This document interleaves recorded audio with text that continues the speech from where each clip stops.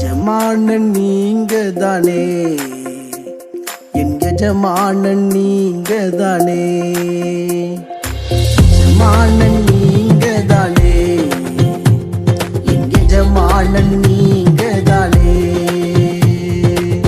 உன் கரத்தையே நோக்கிடுவே, என்னை என்றும் நீர் நடத்திடுவே.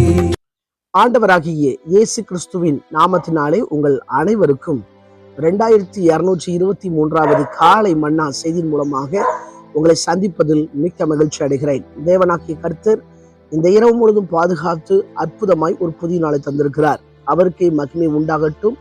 தொடர்ந்து உங்கள் காரியமெல்லாம் ஜெபத்தோடு அன்போடு தேவ சித்தத்தின்படி செய்யப்பட கடவதாக என்று சொல்லி வாழ்த்துகிறேன், ஜெபிக்கிறேன். இந்த நாளிலும் நாம் யாருக்காக எதற்காக ஜெபிக்க வேண்டும் என்று சொன்னால், சரீர ரீதியாய் பலவீனப்பட்டு மருத்துவமனைகளிலே வீடுகளிலே இருக்கிறவர்களுக்காக ஜெபிக்க வேண்டும். அவர்களுக்கு பரிபூர்ண சுகத்தை தேவன் கொடுக்கும்படியாக ஜெபிப்போம். தேவன் சகல வியாதிகளையும் நீக்குவாராக. இந்த காலை மன்னா ஆதாரத்துக்காக எடுத்துக்கொண்ட வேத வசனம் நீதிமொழிகளின் புஸ்தகம் 12ஆம் அதிகாரம் 25வது வசனம். மனுஷனுடைய இருதயத்தில் உள்ள கவலை அதை ஒடுக்கும், நல் வார்த்தையோ அதை மகிழ்ச்சியாக்கும். எனக்கு பிரியமான கர்த்தருடைய பிள்ளைகளே, அன்பார்ந்த தேவ ஊழியர்களே, அருமையான நண்பர்களே, அதாவது ஒவ்வொரு மனிதனுடைய வாழ்க்கையிலும் கவலை பெருகி போய் இருக்கிறது. திருமணம் முடியாதவர்கள், எனக்கு இன்னும் திருமணம் நடக்கவில்லையே என்ற ஒரு கவலை. வேலை இல்லாதவங்க, எனக்கு வேலை இல்லையே என்ற கவலை. படித்து முடித்த பிள்ளைங்க அடுத்தாப்புல நமக்கு என்ன கோர்ஸ் படிக்கலாம், எந்த கல்லூரியில படிக்கலாம், எங்க இடம் கிடைக்கும், இப்படி ஒரு கவலை. சில பிள்ளைங்களுக்கு பெற்றோர் சரியில்லையே என்ற கவலை. சிலருக்கு கடன் பிரச்சனையை குறித்து கவலை. வேதம் சொல்கிறது கவலை சர்ரத்தை ஒடுக்குமா. மத்தியில சொல்லப்பட்டிருக்கிறது, கவலைப்படுகிறதுனால் உங்களில் எவன் தன் சரீர அளவை கூட்டுவான் என்று சொல்லி. ஒரு முழம் கூட்ட முடியாது. ஆகவேதான் வேதம் சொல்கிறது, கர்த்தர் மேல் உன் பாரத்தை வைத்து விடு, அவர் உன்னை ஆதரிப்பார். நம்முடைய வாழ்க்கையில பாரத்தை வைக்கக்கூடிய ஒரே இடம் ஆண்டவருடைய சன்னிதானம். ஆகவேதான் ஆலயத்துக்கு போகிறோம், இருக்கிற இடங்களிலே ஆண்டவரை தேடுகிறோம். அந்த கவலை மாறுகிறது. இந்த வசனம் படிக்க படிக்க எல்லா பிரச்சனைகளும் மாறுகிறது. இந்த வசனத்தினாலே நமக்கு மகிழ்ச்சி உண்டாகிறது.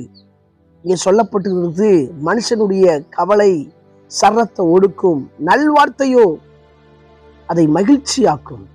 நல்ல வார்த்தைகளை பேசணும். சில நேரங்கள்ல சூழ்நிலை நமக்கு சரியில்லாம இருக்கும். அந்த சரியில்லாத வார்த்தையை பேசி பேசி அதை பத்தியே நினைச்சு கவலைப்பட்டு நம்ம வாழ்க்கையில எதிர்காலம் இல்லைன்னு சொல்லி முடிவு பண்ணிடக்கூடாது. நல்ல வார்த்தைகளை பேசணும், நல்ல விசுவாசம் உள்ள வார்த்தைகளை பேசணும். இயேசு கிறிஸ்து மரித்து 3ஆம் நாள் உயிர்த்து அவர் சீஷர்களுக்கு தரிசனம் கொடுப்பதற்காக போயிருக்கிறார். ஸ்திரீகள் எல்லாரும் கல்லறைக்கு போயிருக்கிறாங்க. அங்கே தூதன் சொல்கிறான், அவர் இங்கு இல்லை, தாம் சொன்னபடி உயிர்த்தெழுந்தார். அவங்களுக்கு ஒரு நல்ல வார்த்தை காத்திருந்தது, நல்ல சந்தோஷமான வார்த்தை காத்திருந்தது. இதே போலதான் நம்முடைய வாழ்க்கையிலும் நல்ல வார்த்தையால நம்ம பேசணும். நம்மகிட்ட பேசுறவங்கள நல்ல வார்த்தைகளால நிக்க பண்ணணும். விழுகிறவனை ஆண்டுடைய வார்த்தை நிக்கப்படும் என்று சொல்லி பார்க்கிறோம். சில நேரத்துல சிலர்கிட்ட போய் பேசினா நமக்கு உண்டான தரிசனமும் போயிடும், நமக்கு கவலை கூடிரும்.